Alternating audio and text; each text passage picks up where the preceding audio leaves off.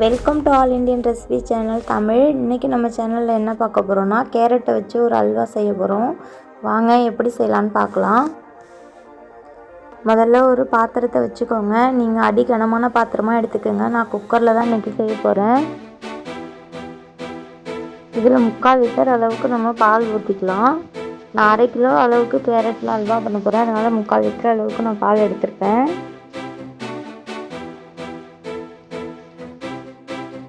பாலை ஊற்றி வச்சு பால் காயிற வரைக்கும் வெயிட் பண்ணலாம். பால் காய்கிறதுக்குள்ளே நம்ம கேரட்டை சீவி எடுத்து வச்சுக்கலாம். ஒரு 1/2 கிலோ அளவுக்கு கேரட்டை தோலை நீக்கிட்டு நல்லா கேரட் சீவிறதுல நைஸாக சீவி வச்சுக்கோங்க. பால் கொதிச்சிருச்சு. இப்போ சிம்மில் வச்சு நம்ம துருவி வச்சுருக்கிற கேரட்டை கொஞ்சம் கொஞ்சமாக சேர்த்துக்கலாம்.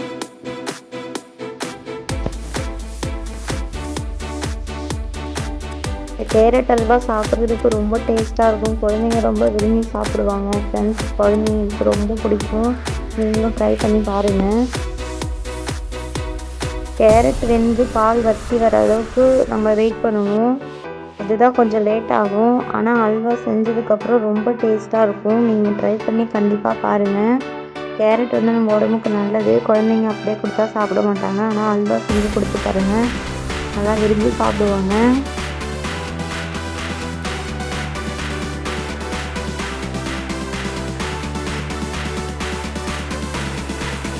எல்லாத்தையும் சேர்த்தாச்சு. இப்போ இதை நல்லா கலந்து விடலாம்.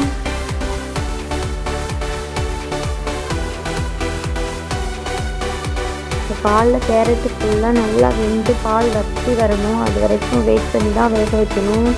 நீங்கள் கொஞ்சம் பெரிய பாத்திரமாக எடுத்துக்கிட்டிங்கன்னா வெளியில் பொங்கி வராது. இல்லைன்னா பக்கத்தில் நின்று கிண்டி விட்டுட்டே இருக்கணும். இந்த பால்லேயே ஃபுல்லாக அந்த கேரட் நல்லா வெந்து வந்துடணும். வேகத்துக்கு கொஞ்சம் டைம் எடுக்கும். அதனால நீங்கள் வெயிட் பண்ணி தான் ஃப்ரெண்ட்ஸ் வேக வைக்கணும். இந்த அளவுக்கு வெந்தால் போதும். இந்த அளவுக்கு பால் வற்றி வரலாம். இப்போ இது கூட கொஞ்சம் ஃபுட் கலர் சேர்த்து வச்சுருக்கேன். நான் காய்ச்சி ஆற வச்ச பாலில் தேவையான அளவு ஃபுட் கலரை கலந்து அதில் ஊற்றி விட்டுருங்க. ஊற்றி நல்லா கிளறி விடுங்க.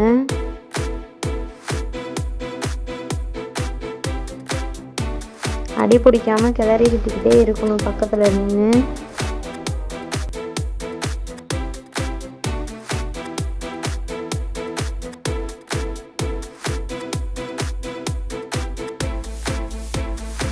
இப்போ நமக்கு தேவையான அளவுக்கு ஜீனி சேர்த்துக்கலாம். நான் ஒரு 200 கிராம் அளவுக்கு ஜீனி சேர்த்துருக்கேன். உங்கள் டேஸ்ட்டுக்கு ஏற்ற மாதிரி ஜீனியை கூட்டியோ குறைச்சியோ சேர்த்துக்கோங்க. ஒரு 200 கிராம் அளவுக்கு இதுக்கு கரெக்டாக இருக்கும். ஜீனியும் சேர்த்து நல்லா கலந்து விட்டுக்கிட்டே இருங்க ஃப்ரெண்ட்ஸ். அடி பிடிக்காமல் பார்த்துக்கோங்க.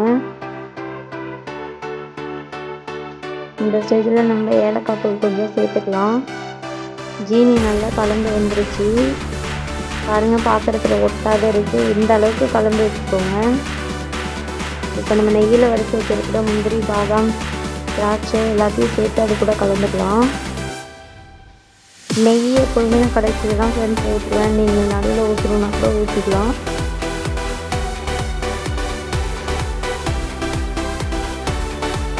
இப்போ இதுக்கு தேவையான அளவுக்கு நெய் சேர்த்துக்கலாம்.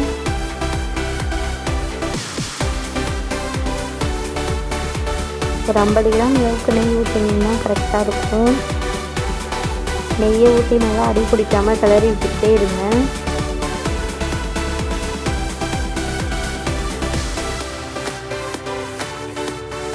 நம்ம பாத்திரத்தில் ஒட்டாத அந்த நெய் பிரிஞ்சு வர அளவுக்கு நம்ம கிளறி விட்டுக்கிட்டே இருக்கணும். அதுதான் ஃப்ரெண்ட்ஸ், நம்ம அல்வா ரெடி ஆகிடுச்சு. இப்போ அடுப்பை ஆஃப் பண்ணி வேறு பாத்திரத்துக்கு மாற்றிடலாம்.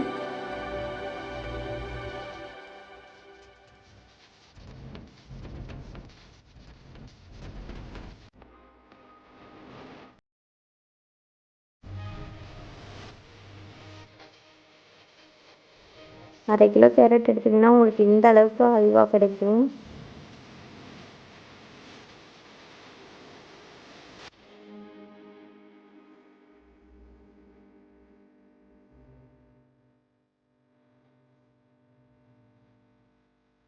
ரொம்ப டேஸ்ட்டாக இருக்கும் ஃப்ரெண்ட்ஸு. சாப்பிட்டு பாருங்கள். குழந்தைங்க உண்மையிலுமே விரும்பி சாப்பிடுவாங்க. ட்ரை பண்ணி பாருங்கள்.